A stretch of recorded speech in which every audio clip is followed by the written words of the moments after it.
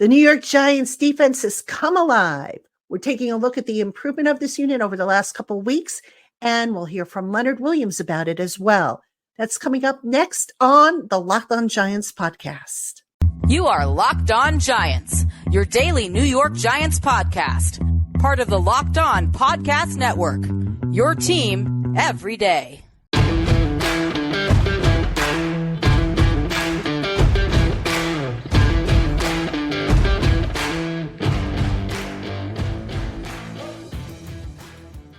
Today's episode of the Locked On Giants podcast is brought to you by Game Time. Download the Game Time app, create an account, and use promo code LOCKEDONNFL for $20 off your first purchase. Last-minute tickets, lowest prices, guaranteed.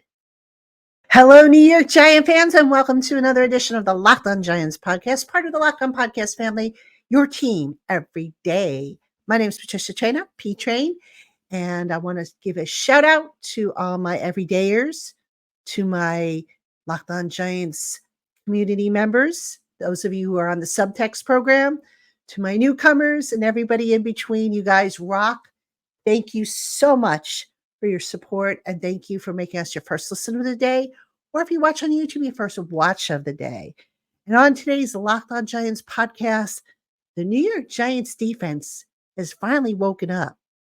And we're going to talk a little bit about that. I'm going to share with you some stats and some numbers related to that, give you some idea, some thoughts on what I think has been a catalyst.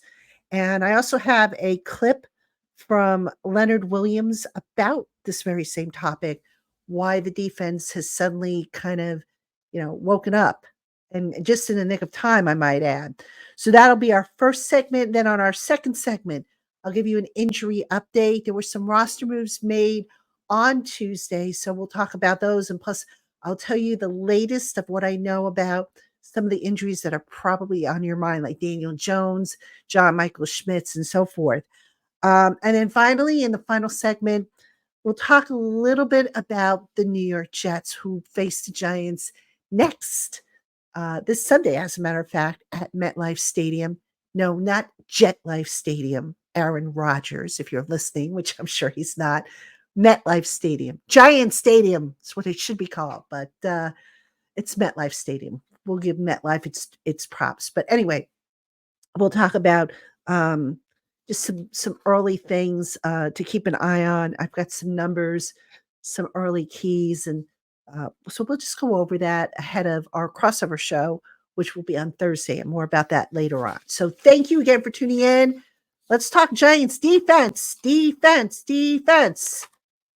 Boy, it's been a while since we've been able to say that, right?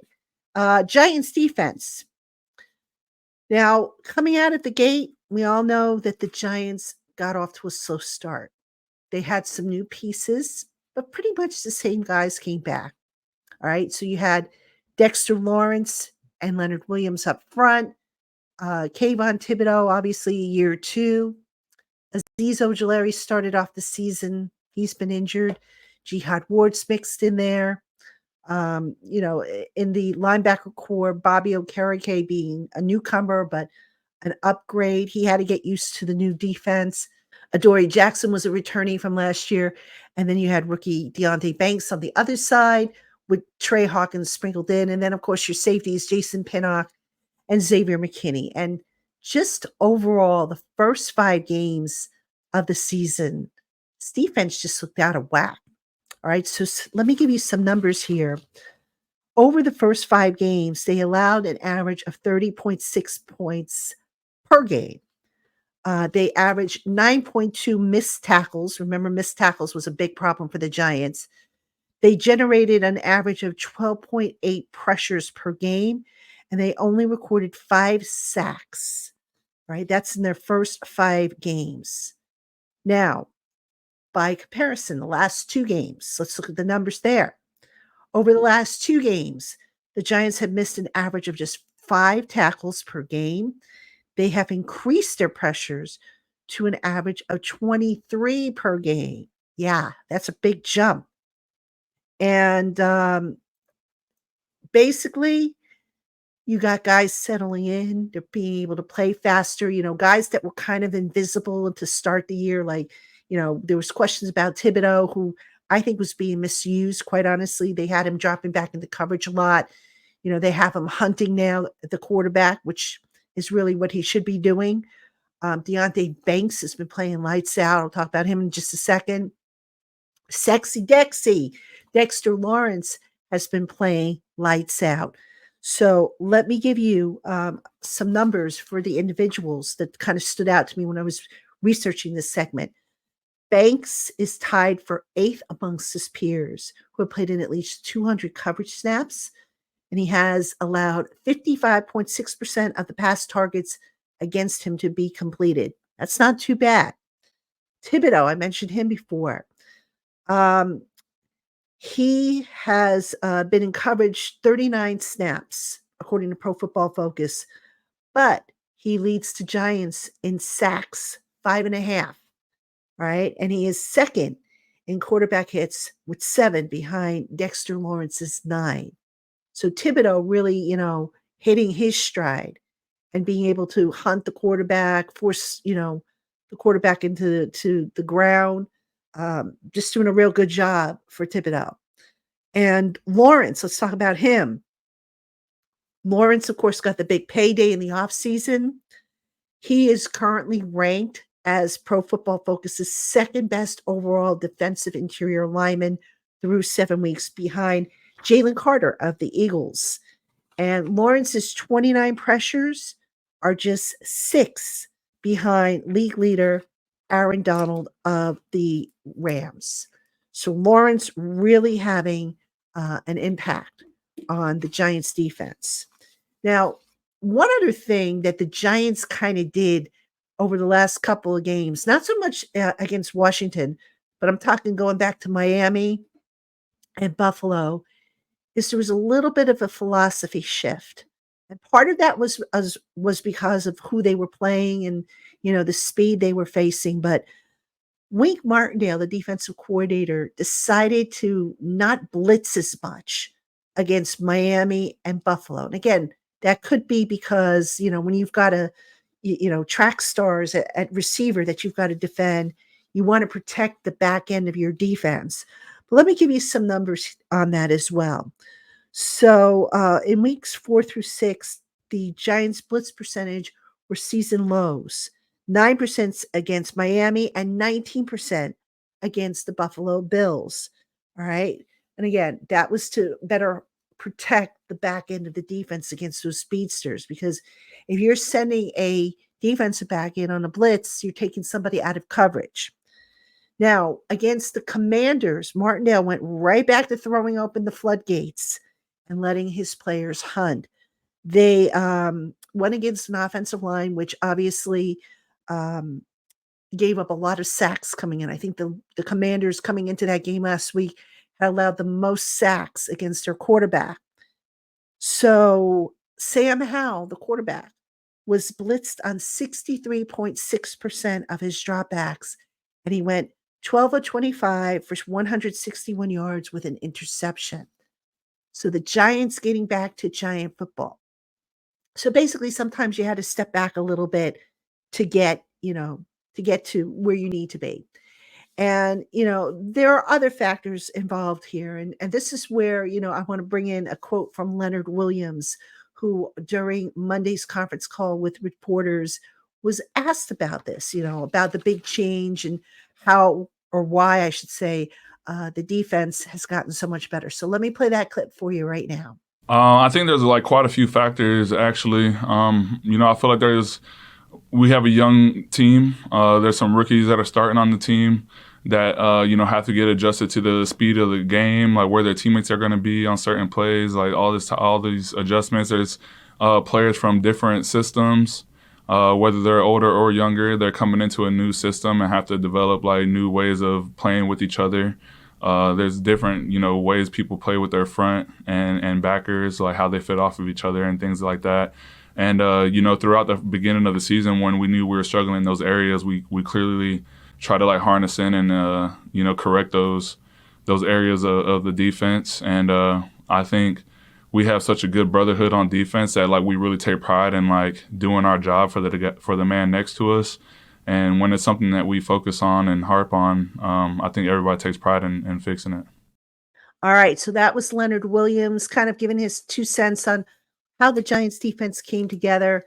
Certainly no doubt about it. The Giants defense playing a lot better, and they're going to need to continue to play at the top of their game, especially against the New York Jets, an opponent we'll talk about in a little bit, but this game is winnable for the Giants. If they can rattle Zach Wilson against that Jets offensive line, which has not really been stable. Not that the Giants have been crying about that, given their own offensive line problems, but the Giants defense, the good thing to take away here is you've got a nice mix of youth with, like I said, Deonte Banks.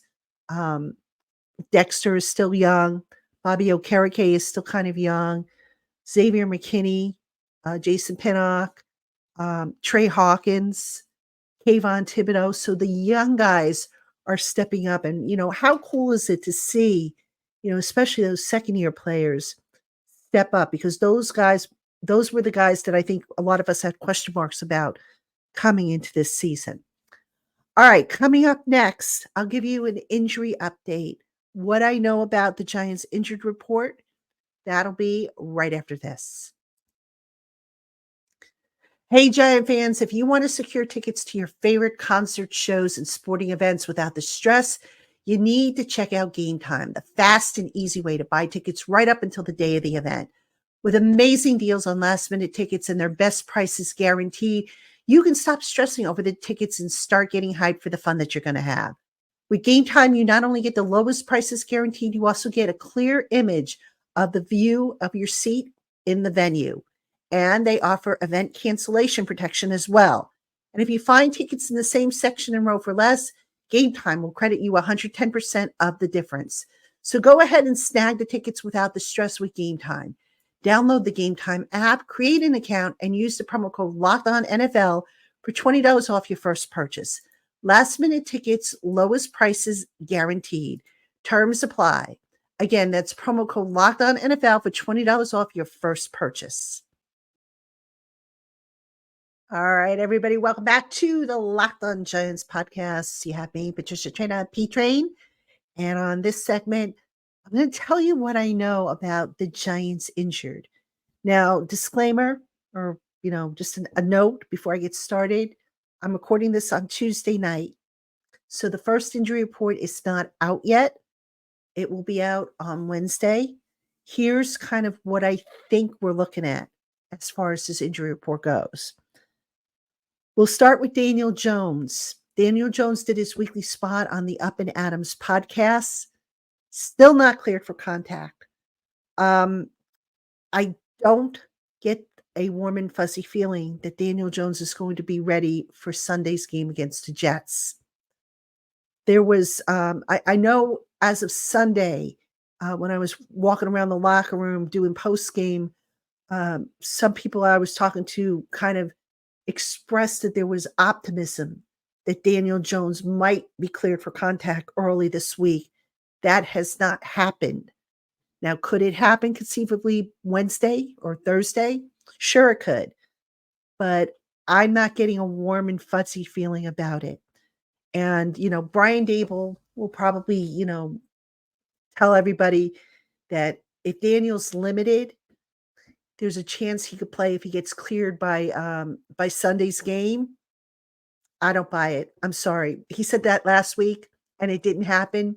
And I think anybody with, common sense knew it wasn't going to happen because, you don't have your backup quarterback, Tyrod Taylor, take all the snaps for first and second down and then the important third down day on Thursday and only to, make a swap. So my gut feeling right now is Daniel does not play against the Jets. And if he does not, obviously the Giants will have to bring up Tommy DeVito. That would be his third practice squad elevation, 3rd out of 3. So after that, it will be interesting to see what the Giants do at quarterback if Jones isn't cleared for contact anytime soon. So that's the story down the line we'll be watching. But that's what I know so far about Daniel Jones. Now, another guy a lot of people are interested in is Andrew Thomas. I believe the Giants are going to try having Andrew Thomas work on a limited basis. Now, Andrew, I saw after the game on Sunday, and he's still walking with a limp. It's a slight limp. It's a lot better than what I remember seeing a few weeks ago, but he still has a limp. I do believe the Giants are going to try to get him started. However, if he still has that limp, if I'm them, I would not put him out there because they did that. You might recall before the Seattle game, leading up to the Seattle game, he had a setback and he missed more time. If I'm the Giants, and obviously I didn't get my medical degree, I didn't finish it, but if I'm the Giants, I'm not messing around with Andrew Thomas. All right. I am not messing around with his hamstring. Let that thing fully heal before you put him out there. Although, again, I do think they're going to try to get him out there on a limited basis. All right. Evan Neal with the ankle injury, I think he's going to be good to go. All right. He might be limited, but last week, remember, he didn't practice on Wednesday, limited on Thursday, then didn't practice on Friday. I do think Evan Neal should be good to go. John Michael Schmitz, that's a big, big mystery to me. I can't seem to get a straight answer on that. And here's the other thing with John Michael Schmitz, seeing him in the locker room last week, he didn't have any kind of wrap or apparatus on his shoulder that's hurt. I saw him lift his arms, to get something in his locker. So I don't know what he has. I don't know if it's a stinger, if it's something more, is it something with the neck? I really don't have an answer for you on that. So I don't have a feel one way or another if John Michael Schmitz is going to be able to practice. That's really the big mystery for me. I have no idea. Gary Brightwell, running back. He was dealing with, I believe, a hamstring and an ankle issue. The hamstring he suffered in the game against the Commanders. Interestingly, I thought he was going to land on IR. The Giants instead put Eric Gray on IR. Eric Gray with the calf injury. Brightwell, I'm curious to see if he practices. I would think, with a hamstring, probably not, which would explain why the Giants added 2 running backs to their roster, Deion Jackson and Jashawn Corbin. Jashawn Corbin, of course, a guy who was with them in the summer. I mentioned Eric Gray went to IR. The Giants also put Matt Parrott on IR with a shoulder injury.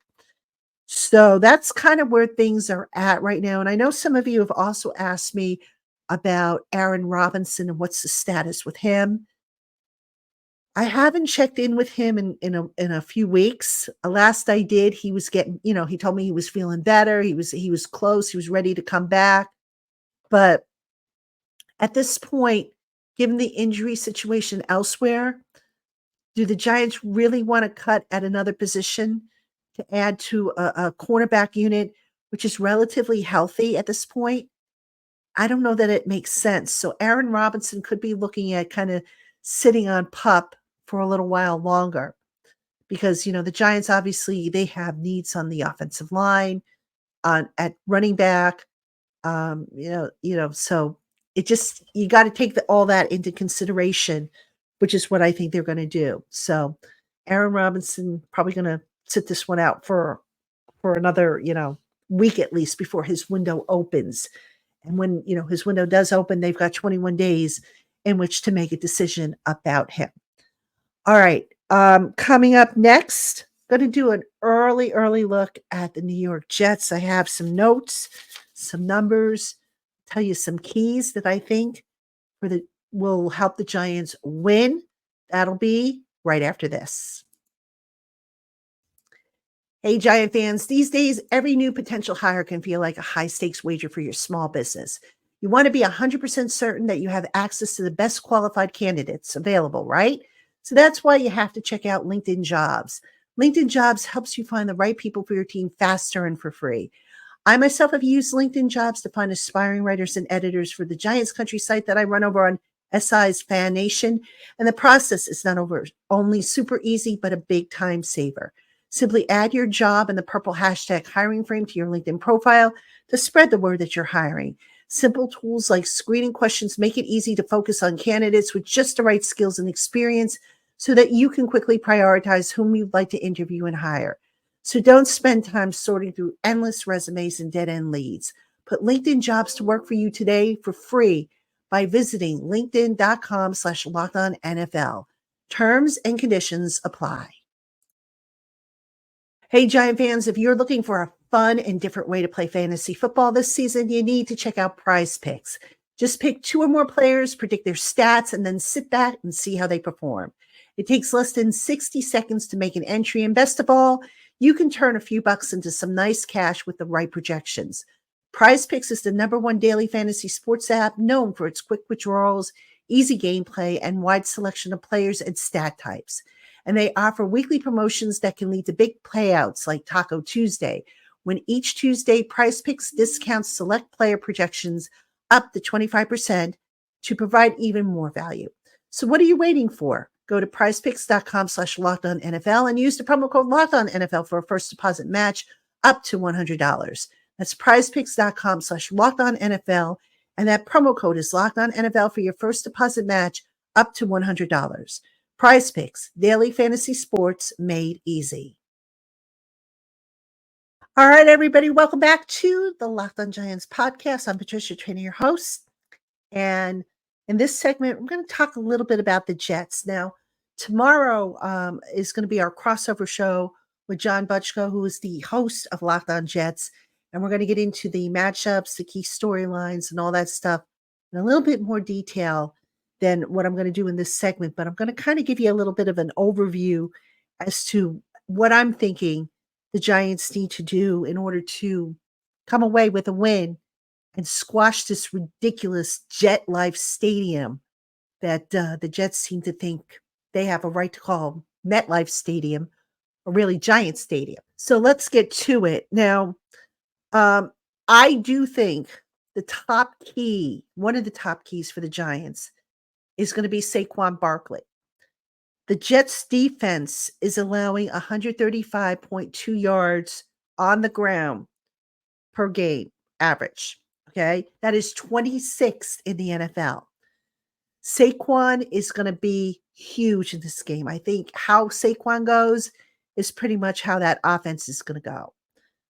The Giants passing game, against the Jets, I believe the Jets are ranked 12th in pass defense. It doesn't mean that they can't be beaten, but I know a couple weeks ago, both of their corners, including Sauce Gardner, banged up a little bit there. So I do think the Giants will take their shots, but really, if they want to move the ball and keep the ball away from the Jets, the way to do it is on the ground, and I think that's going to be a central part of their game plan.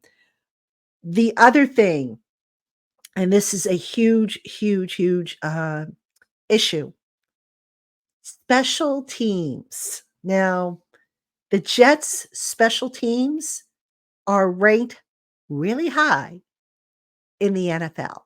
All right. So for punt returns, they are allowing 6.2 yards per punt return, which is 6th. Kickoff returns, they're allowing 5.5 yards per return. No, that is not a typo. That is not something you misheard. 5.5 yards kickoff return, 2nd in the NFL. The Jets have good special teams, folks. You want to see what a good special teams unit looks like? Watch the Jets. You might end up jealous for all I know. But seriously, now considering the Giants, who knows who's going to be their punt returner and their kickoff returner now that Eric Gray is on IR? That's a big question mark for me. That is a big concern for me because right now special teams is really not helping the Giants with getting a short enough field, making things easy for an offense that could use all the help it can get. So that's going to be a really big key, I think, for this game coming up. The other thing that I'll mention, Zach Wilson. All right, quarterback for the Jets. Now, The Giants defense, as I spoke about in the first segment, is starting to really come together. They're starting to hit their stride. They're starting to make life miserable for opposing quarterbacks. They need to continue that against Zach Wilson. Zach Wilson is playing behind an offensive line that, basically says to the Giants offensive line, hold my beer, because they haven't been that good either. The Jets are 22nd in sacks per pass attempt average, 6.07. So they're allowing a sack every 6.07%. Zach Wilson, when he is pressured, he has been pressured 41.8% of his dropbacks, has completed 43.5% of those pass attempts with one interception. All right. I fully expect the Giants to do all kinds of funky things to confuse Zach Wilson, who some say has trouble reading defenses. Now he's might have gotten a little bit better in that, but Wink Martindale, he's going to bring it. He's going to play with Zach Wilson's mind, with disguising different defenses and just taking away, his first or second read in order to, make life miserable for him. So those are a few keys that, are emerging. And again, on tomorrow's show, the crossover show, John Bushko and I get into it a little bit more as far as the keys for our respective teams. But I just wanted to mention those because, in doing some research, starting my work on the Jets and trying to figure out, how can the Giants best top them? I thought that one or these particular things were the ones that really jumped out at me. So, spoiler alert, I did pick the Giants to win this game. I think it's going to be a close one. You'll find out exactly what my score is, my score prediction is, and also why I went with that score. You'll find that out if you tune into tomorrow's crossover show. So, that being said, that's going to do it for this edition of the Locked On Giants podcast. As always, thank you for making us your first listen of the day, or if you watch on YouTube, your first watch of the day. I'm Patricia Traina, and I will see you tomorrow on the crossover edition of Locked On Giants, Locked On Jets. Until then, have a great day, everybody.